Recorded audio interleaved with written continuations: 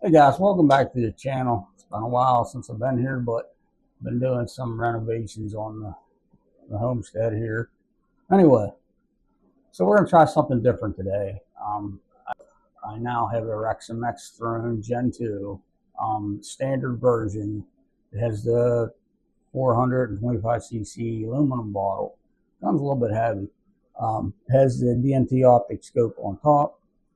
So what we're going to do is we're going to ask AI to set our settings for the 14.3 grain Crossburn Premier hollow points. And we'll go ahead and adjust our settings to our throne to what the AI suggests. So let's ask it what it wants to do here. I have a Reximex Throne Gen 2 22 caliber air rifle. I would like to know the best settings that I could use to shoot a 14.3 grain Crossman Premier hollow point. Can you help me out with that? Crossman Premier 14.3 grain pellets perform best when kept at subsonic speeds between 850 to 920 FPS to prevent them from spiraling. Try these starting adjustments on your Reximex Throne Gen 2 to find your accuracy sweet spot. Regulator pressure. Set this between 110 and 120 bars. Pushing it higher is unnecessary for this lighter weight and can waste air. Hammer spring. Start on a lower to mid setting, around 3 to 5. Transfer port. Keep it on the medium or low aperture setting. Once you set the regulator, shoot a few rounds over a chronograph and tweak the hammer spring up or down until you lock in your ideal velocity. Would you like some tips on how to safely adjust the regulator on this specific model? No, I understand the adjustments. Perfect. Since you are all set with the mechanical adjustments, would you like to discuss the best target distances for grouping these specific pellets? Sure.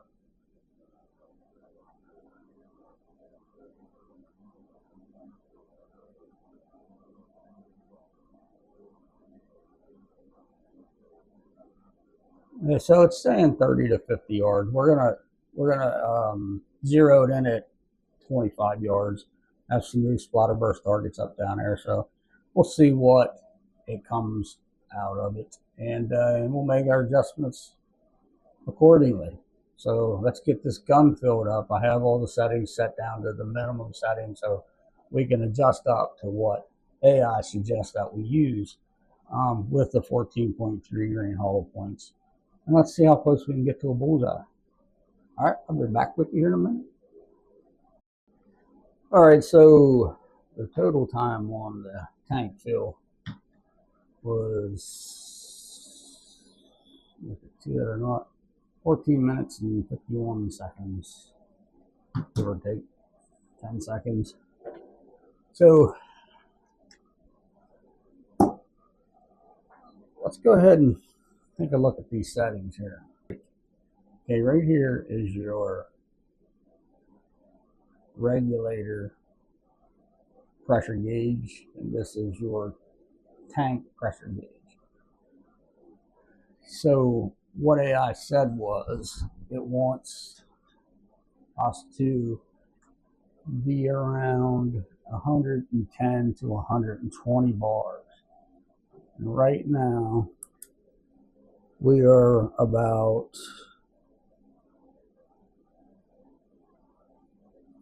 I'd say 90 bar. So we're going to turn this regulator up until we reach 100. And as you can see, it has your plus and your minus. So we're adding pressure to our tank. Never take away pressure from your tank when your tank is full. So we're still going to be setting this. We're going to turn this up until we get about 110.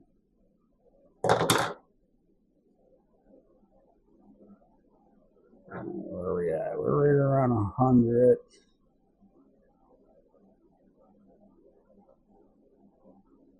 So we're getting close.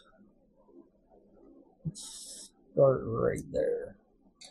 Okay, so we have our pressure set for our regulator. Now what it said next was our transfer port to be on high. So this right here,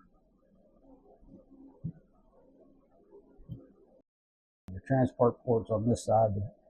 Right here you can see your little notch to be at where you're supposed to be. So they said high, so let's turn it on high. Okay, right there. Yeah, this is your barrel lockdown, because on these Gen 2, on these Throne Gen 2s, you can actually change your calibers out. It comes in a kit, so you would take your barrel out by unscrewing this, loosen your barrel, you pull it out, and you'll change your caliber probe to the appropriate caliber that you're going to be shooting. So on our hammer spring, it says set between 3 to 5. So we have 1, 2, 3, 4, 5. So we're right around 4, and that's fine. We'll see what we come up with. But the safety on this gun's kind of weird. I mean, I kind of like it and I kind of don't, because if that's open and you're on fire, you bump that somehow, it's going to go off. I think a different type of mechanical safety would have been better. I mean, I could see what they're trying to do, make something different. That's fine. Solid gun, solid gun. It's built very well. I don't think the only thing that's really metal on it or plastic is the hand grip, I believe. Everything else is either machine.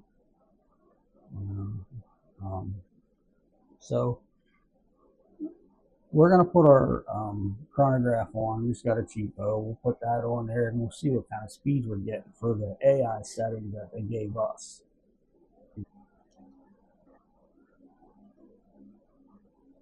Okay, with the settings that we had put in, we're going to go ahead and take some shots out of the chronograph here and see what we come up with. Now, when adjusting your speeds with the settings available on this Gen 2 Reximex Throne, again, the regulator you can only turn up, you can't turn down while the tank is full. But the hammer spring adjuster, you can adjust as long as your gun isn't cocked with air in the receiver. And your transfer port, you can adjust it at any time. So let's see what the first one's going to read.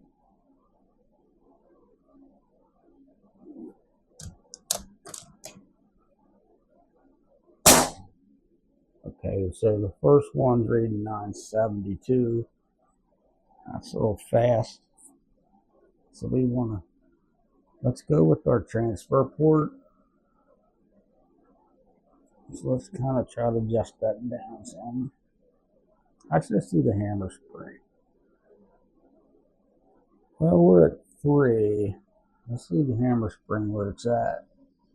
And let's do the transfer port adjustment. So we're at max, which is what AI said to do. So luckily we can lose some of that speed by reducing how much air goes through the transfer. Sorry about that. Through the transfer port. So I did turn it down to about, I'd say we're at a quarter of the way. So if we have to come back up, we can. So we're at 808. We want between 850 and 890. So we can come back up with that transfer port a little bit. So we're going to be halfway. So let's see what halfway does. 895. We'll bring it down just a little bit. We want to get in that range. So where these pellets are the most stable. 841. Up a little bit. And then apparently it ain't taking much. That's quite the adjustment there. So at 891. So there's 860. I think let's work with that and see what we got. So now I'm going to switch over to the DNT cam on the Zulus that I have on top of this Reximex Throne Gen 2. The accuracy of this gun here at the speed set by AI.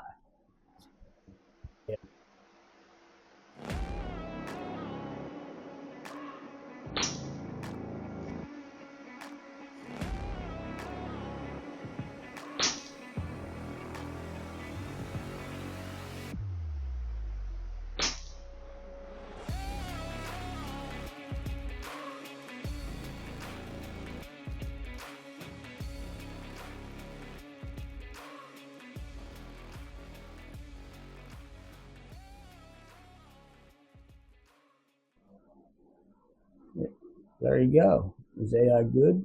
Is AI bad? You're tuning an air gun, I guess it's good. Didn't take many shots. The only really adjustments we made was one time on the hammer spring, and then our transfer port adjustment we did about 3 or 4 times. It is really touchy. So, it's not one of those adjustments that you have on your gun that does nothing. It actually does something. You've seen in the video there on target shooting, 25 yards, 3 touching.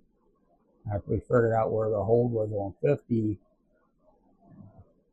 we were hitting 50, probably 1.5 inch target. So that's pretty good.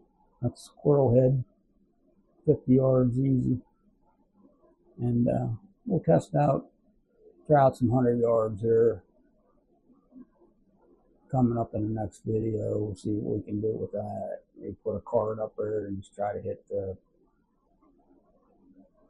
the club or the spade or the heart or the diamond in the middle. See what we can do with that. But